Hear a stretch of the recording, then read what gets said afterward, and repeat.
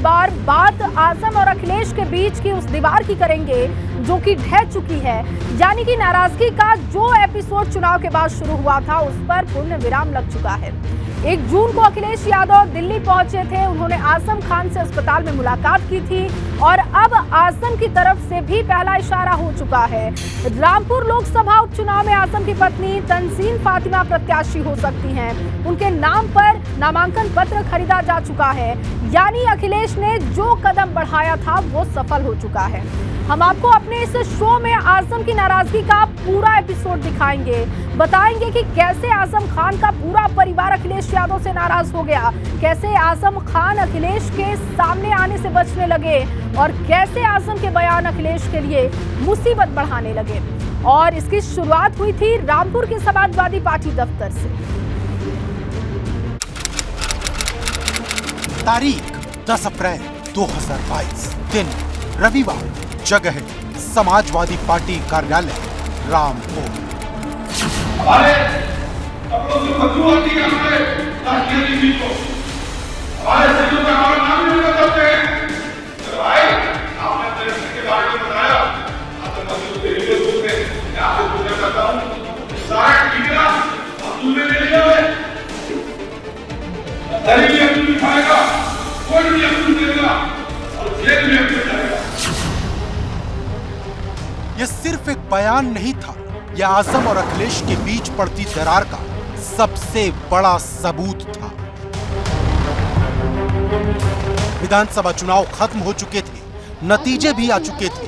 Samajwadi party फिर से सत्ता से चूक गई थी और कुछ ही दिन बाद आजम खान के मीडिया प्रभारी फसाहत अली खान ने जो बातें कही, उसने रामपुर से लखनऊ तक सियासी तूफान खड़ा कर दिया। आजम खान के कुनबे से अखिलेश यादव के खिलाफ पहली आवाज़ रामपुर के इसी दफ्तर से उठी थी। आजम खान के मीडिया प्रभारी फसाहत अली खान ने ऐसे चौंकाने वाले बयान दिए जिसने रामपुर से लखनऊ तक बहुत बड़े सियासी बवाल की पटकथा लिख दी। उस वक्त शब्द भले ही फसाहत अली खान के थे, लेकिन इशारा कहीं ना कहीं आजम खान का ही था।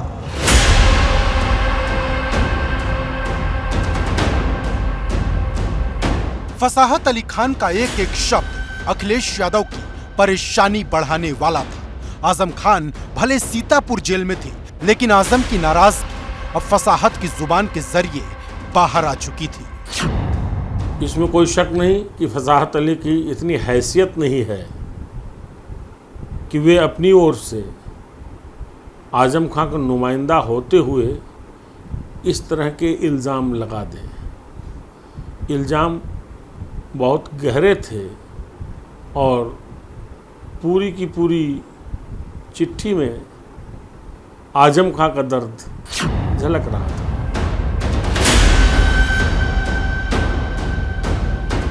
आजम का दर्द छलका तो सपा के खेमे में एक बड़े तूफान की आहट सुनाई देने लगी, क्योंकि फसाहत ने जो शब्द कहे थे वो कई दिलों में बहुत दिनों से दफन थे। फसाहत ने सिर्फ उन्हें बाहर लाने का काम किया।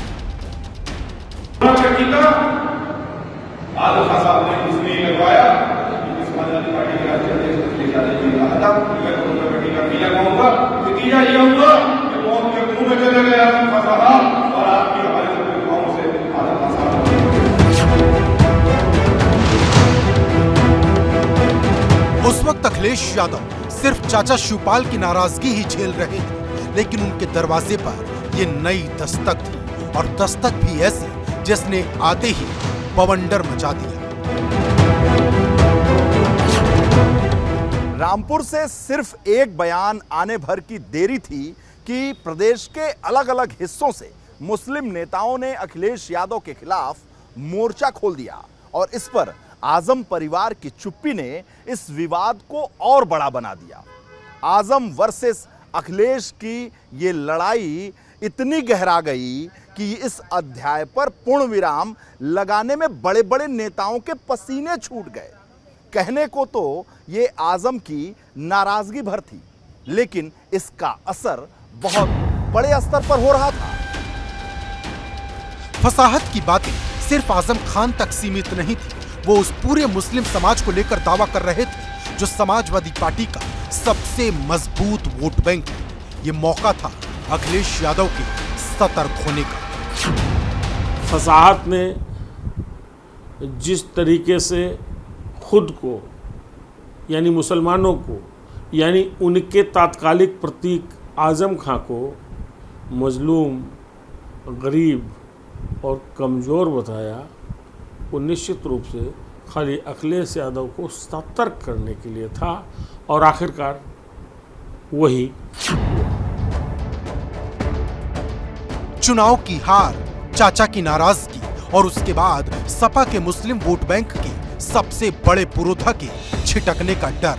अखिलेश के सामने ऐसे हालात बनते जा रहे थे जिसके नुकसान का तो आकलन आसानी से हो सकता था, लेकिन इस नुकसान को रोकने की शुरुआत कहां से की जाए, यह सपा के अध्यक्ष को समझ नहीं आ रहा था। Bureau report, ABP Ganga.